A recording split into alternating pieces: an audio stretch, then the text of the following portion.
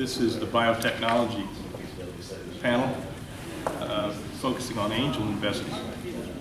And I'd like to welcome you. My name is Bill Whitaker, and it'll be my job to kind of moderate this panel of thoroughbreds here, which may or may not be an easy task, so you'll have to bear with me. Go around and briefly introduce ourselves.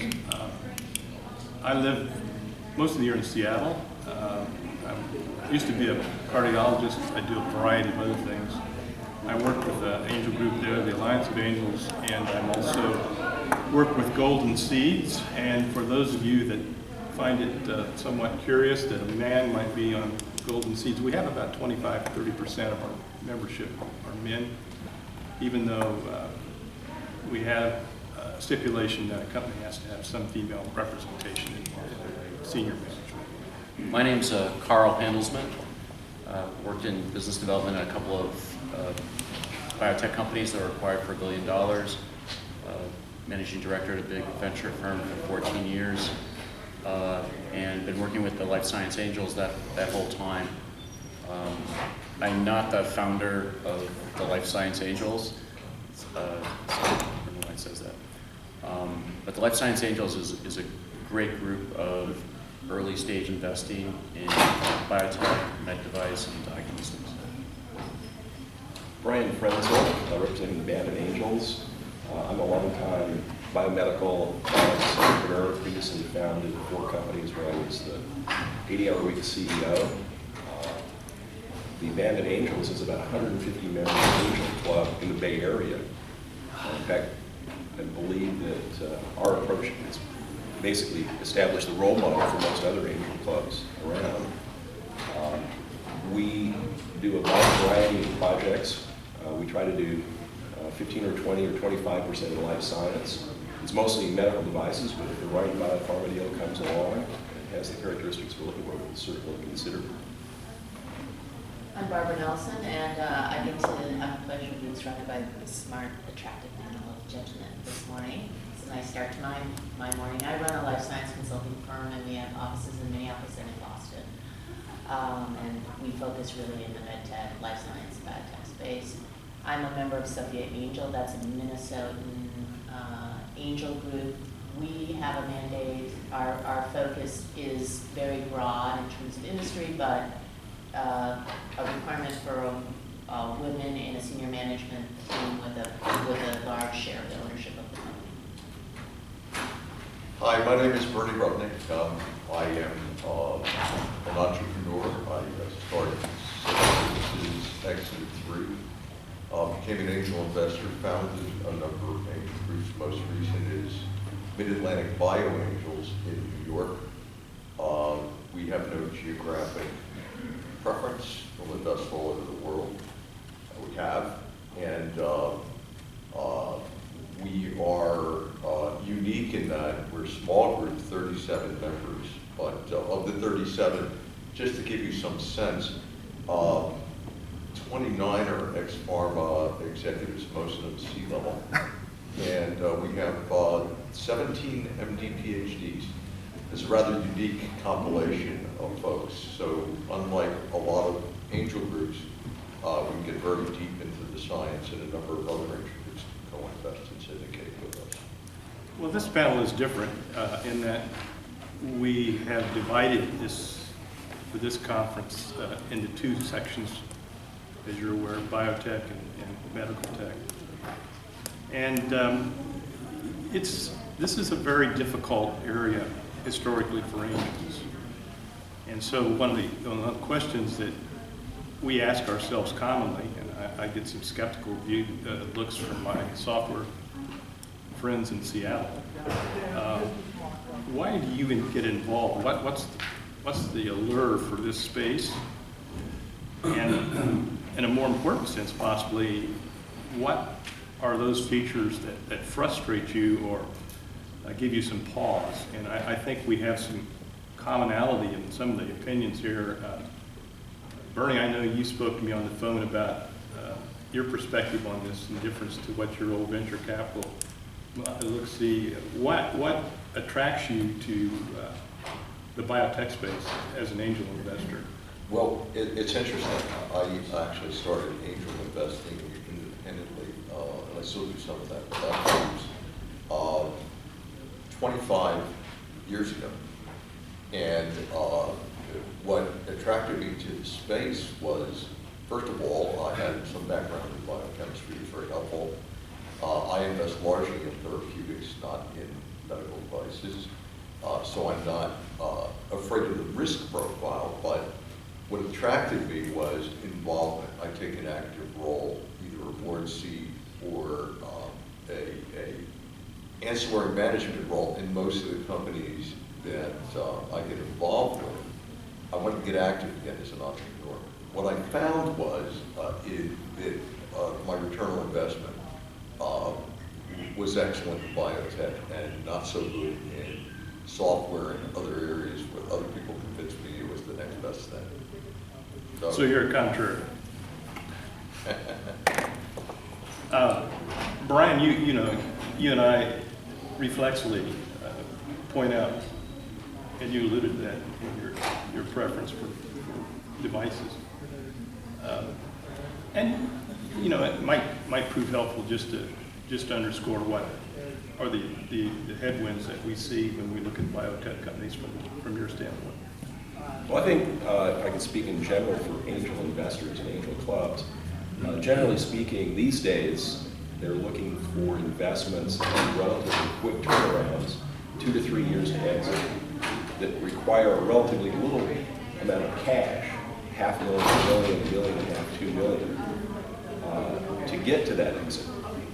And it's very difficult for a pharma company, particularly an early stage pharma, to fit into that definition. But we can talk at some point about how pharma companies can fit that model and how they can attract a typical angel investor. Now, our organization does med tech in part, but it has a preference for software and other internet stuff because of the facts I just mentioned, the profile I just mentioned.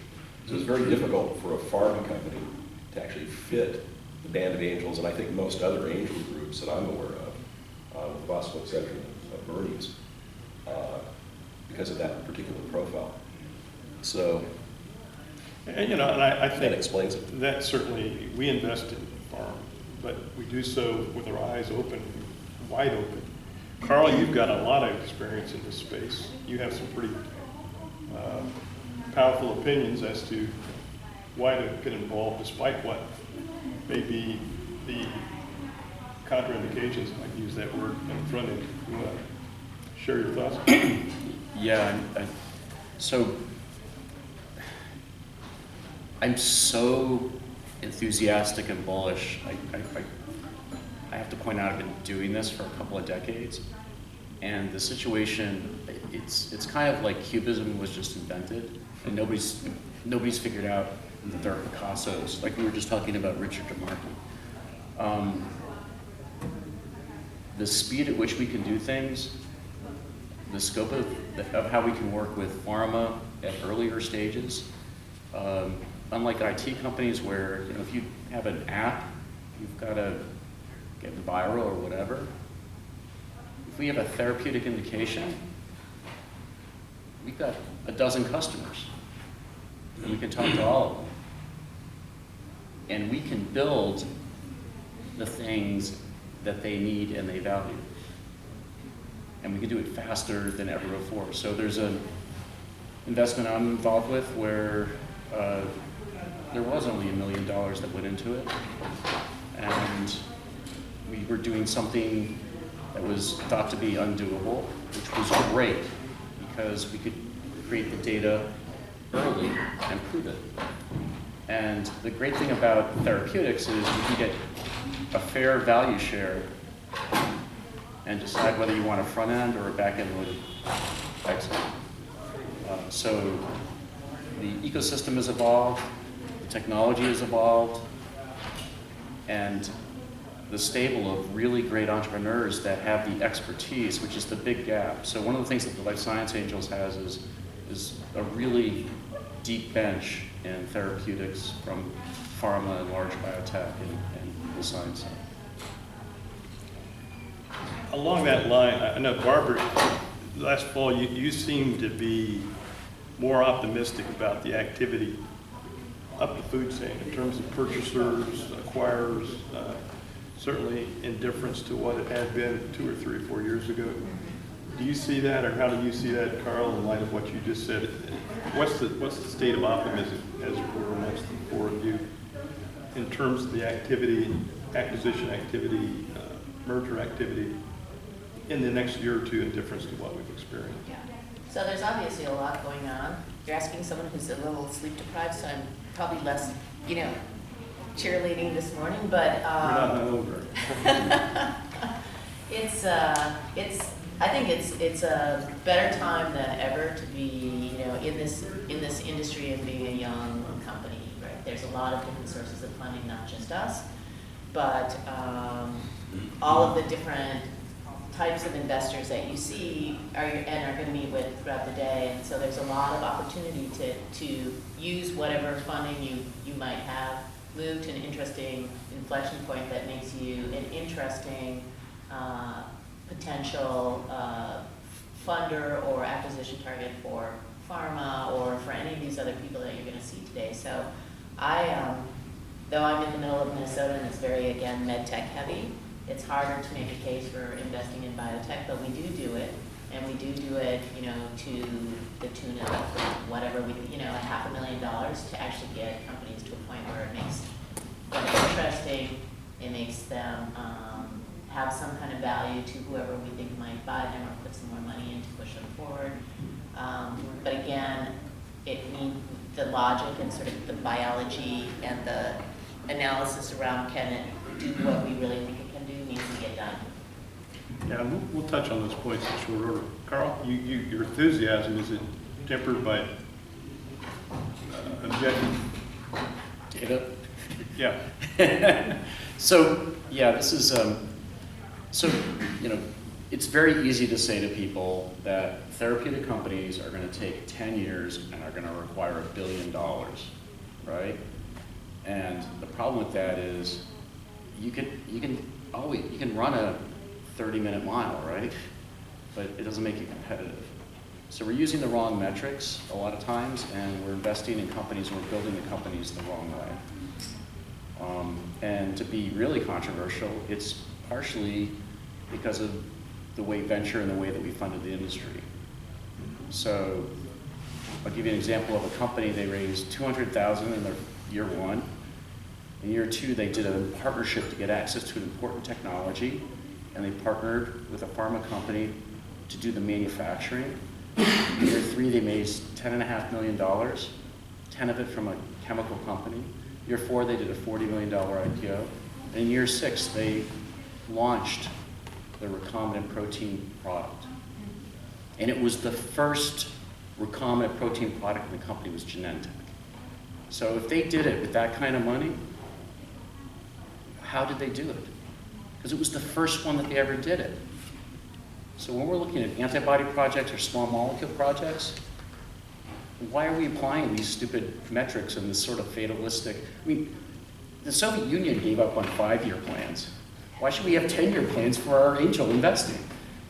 So there are a number of companies. We were just talking about Marcadia. You're looking at companies that are 11x, 5x, therapeutics, 30 months. So angel investing, both inside and outside, somewhat of a paradox. I think angel investors, like all investors, want this sort of immediate gratification. That is, as Brian alluded to, a quick exit. But in reality, the great companies, the really powerful exits, take a great deal of time to get there. And so Karl alludes to how, in the case of Genentech, they were able to nurture that time frame and monetize it in a much earlier stage. I'd like to go back to some of the basics and just talk, have each of you kind of sound out what you look for specifically in a biotech company from your own perspective that attracts you despite what reservations you might have in a general sense with the group. Brian, you alluded to some of that I'll let you lead off with this. Well, I think all medical products are driven by data, and more data that you can develop without coming to angels so that you can present those exciting results either through government grants or perhaps acquiring a technology that was spun off by somebody else. That's happening pretty frequently these days. And compile a compelling story that you can get to proof of concept, meaning that you've got enough statistical results in human patients, in the case of therapeutics, to excite a big pharma and do a deal that they'll take the next mile to the finish line. So I think that's exactly what Genentech did. Their first product was human insulin. I was around back in those days, starting companies, my first one. And that company was launched on the basis of breakthrough technology, great data, 2 Nobel laureates, and a deal with Lilly. Without the deal with Lilly, who knows where they'd be today. So in fact, they did that deal before they were in clinical studies, but they knew it was going to work because it was humanized insulin, and insulin had been working for 30 or 40 years. Well, if you can come to the band of angels with such a combination of facts and impressive credentials, you can get money from us. But the typical startup says, hey, I've got this great idea, I've got a university professor on my side, we're going to license it from University XYZ, and establish a laboratory and take that down the pipeline. Well, the cost of that is so high, and the time to get it to the finish line, no matter who you are, is so high that an angel group, or even a combination, a consortium of angel groups, can't afford it. And that's why most angel groups have run the other way.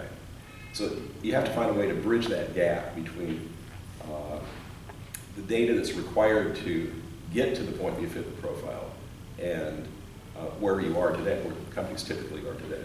And Genentech did it, but there haven't been too many Genentechs come down the pike in the last 30 years. So if you're the next one, we're interested.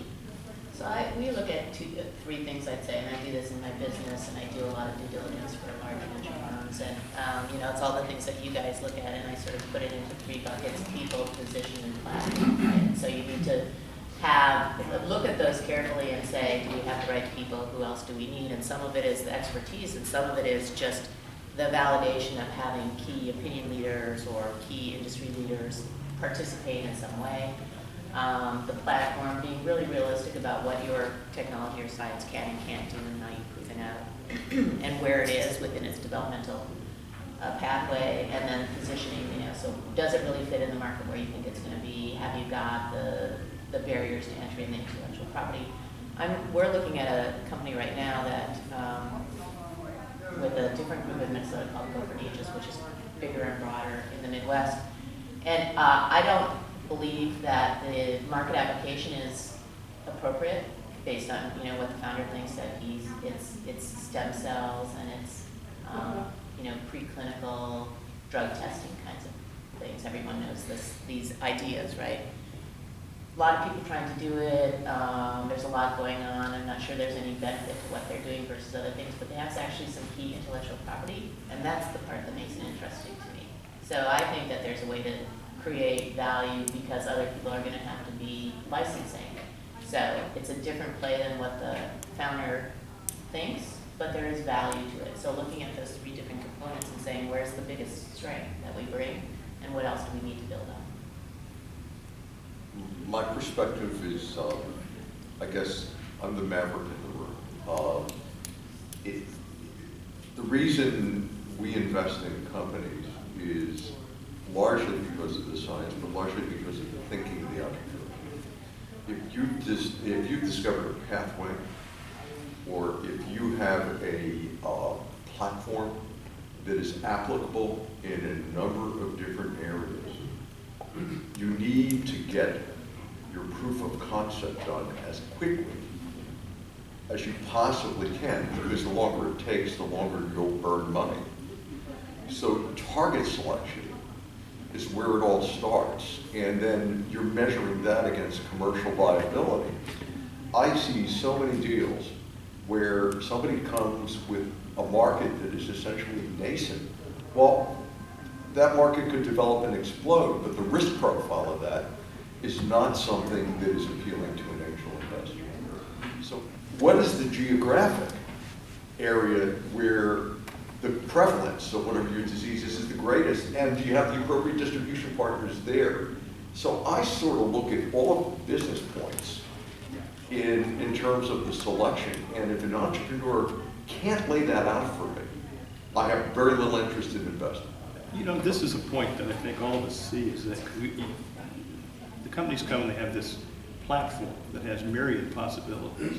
And the point is that you have to figure out, as an entrepreneur, what is the quickest, most viable one of those. Otherwise, you're just punching yourself out as far as capital. Now, in the fall meeting, I made reference to a readiness index that we use based on the work of life science angels. And that readiness index incorporates many of the aspects that we touch on here today. The team, the solution, but most importantly, what feedback that the entrepreneurs are getting from their potential clients. Now, I'm going to not steal the thunder. I'm going to let you talk about that, Karl, if you want, but I think that ability to know what your clients, know what your market is, know to whom you're selling is a key and essential point for a variety of reasons. And I'm not going to say anything for that. So what Bill's referring to is the Life Science Angels has been working with UCSF and the NIH and working with Steve Blank to apply the Lean Launchpad rigor to therapeutic companies. And it's been enormously successful because therapeutics require lots of disparate expertise. And it's very easy to convince yourself that the idea is innovative. But it turns out not just in terms of platform technologies, but even if you have a target and your company's focused on the target, it's not obvious which disease you should go after. And many times at an early stage, we pick the wrong diseases. So by combining, and this is why I think therapeutics is ideal for angel groups like the Life Science Angels, because we can pull together the expertise. We have a willing partner in pharma and large biotech. They're key opinion leaders. We've got the patient advocacy groups. It's all there. And it's shame on us if we don't do the hard work up front, which is 6 months before financing. I was talking to an entrepreneur group, and there's something I'm working on where I've been talking to this founder for 4 years, and they all laughed. But the reason is because we've got this insight, and it's like, what's the right, and get that plan in place before you raise the money. So when I joined Telluric, it was a great company, it had a number of prize winners, everything, and we got together the first dozen people and $12 million, and we're going to figure it out. And so if you don't know where you're starting and where you're going, when we do these deep dives on these early stage things, 90% of them are not investable. At an early stage, they have a negative NPV because you have to invest $5 million to get to something where you can invest money and make money. So that brings up another point is we need to benchmark at the earliest stage what is our industrial relevant, innovative impact. We can be the most innovative early stage. When we get to phase 3, it's like, the die's pretty much cast.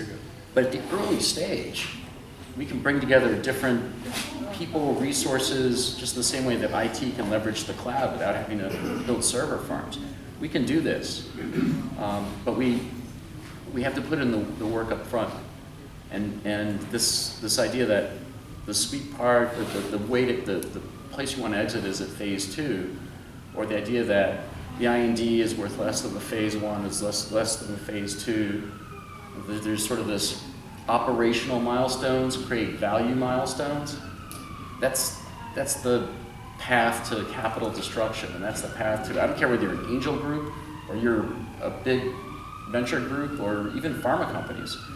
That doesn't create value. So you want to concentrate on the projects where you can bring together resources and understand the early stage liabilities that you want to drive around and the features that you want to create that make your thing at the preclinical stage better than anything that they have at pharma or large biotech in their internal pipeline. Otherwise, we're not being innovative. Why do it? That's the question. Why? At the end of the game, what have you got unless you're innovative? Yeah. We've all alluded to the point, this is very difficult business. And yet, many of these companies have great potential, and yet for some reason, they don't execute. They may get to a milestone, they may have some data. There's an enormous amount of value sometimes locked in these companies, but they fail because they can't attract revenue. Brian, what kind of opportunity do you see in that as far as an angel investor? Okay. Well, again, I think we've talked around this a bit, but the question is, how do you get to proof of concept with the resources you can bring together, whether it be from grants, angel investors, early stage partners, and those sorts of things. If it's a orphan disease where you've got a really committed, usually parent group, because they're doing it for their kids, and they're willing to fund the whole thing, that looks awfully attractive. Then you can go to an angel group and get $500,000 or $1 million to support that. If you're going after a cancer cure with early stage technology, unless it's just absolutely breakthrough technology that's well recognized as something that's going to work, you're probably not going to be able to assemble enough resource through angel investors, so you have to look somewhere else. Again, grants, both the military and NIH in the US, and committed, sympathetic investors, I call them, people that have had the disease, that have suffered through it, that want to see a cure, and are willing to invest private equity, probably outside of an angel group, to go after this. And that is the way that you get to that proof of concept. Most big pharma won't put a lot of money into a company until you get some decent human data that shows it's going to work in human beings. It used to be you could sell a research deal. There's still a few of those happening, but for the most part, they're looking for 10 to 100 patients demonstrating that the product is going to work and that they can take it the next step to approval. And thinking about some of the things other people say, well, I like grants, I like non-dilutive funding, but I don't like them when they deviate for the roadmap that you have absolutely put in place for your business plan. So a lot of small companies fall into a trap. They get involved in one grant after another after another. These are published grants. Well, they're not exactly the direction we need to go into to commercialize a particular product. You're far better off with angel or commercial funding if that's where you've got to go. If the grant is highly relevant and takes you to one of 4 steps you're going to need in order to get to a product, then it makes all the sense in the world. So it's a beware. It's not a take it if it's there. I liked what Brian said about emotional involvement. Resultantly, the company that I talked about that is going into peanut allergy, where there's an enormous population out there of concerned parents that will ultimately be a large part of our investor base. So if you sort of think about all of the dynamics of why someone will invest. And then the third thing I didn't hear mentioned during the course of this is,